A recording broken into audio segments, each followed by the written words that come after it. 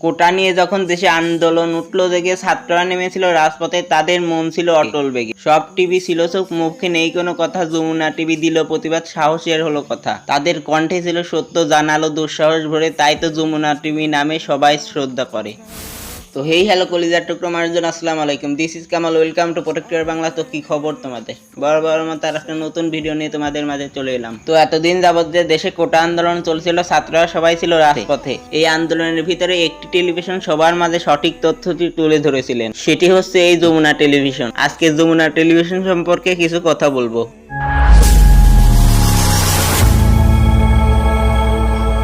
সবাই চুপ, যমুনা দিল সাহসের নতুন জোট, সত্য ধরা দিল জাতির কাছে। তাই তো যমুনা টেলিভিশনের প্রতি আজও সবার ভালোবাসা আছে।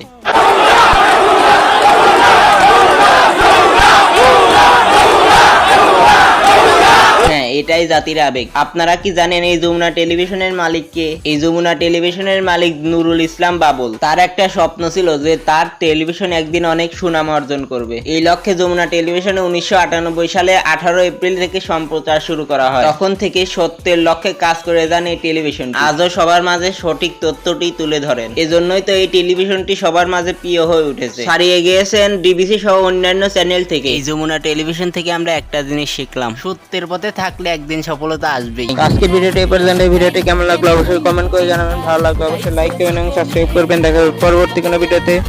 আল্লাহ হাফেজ।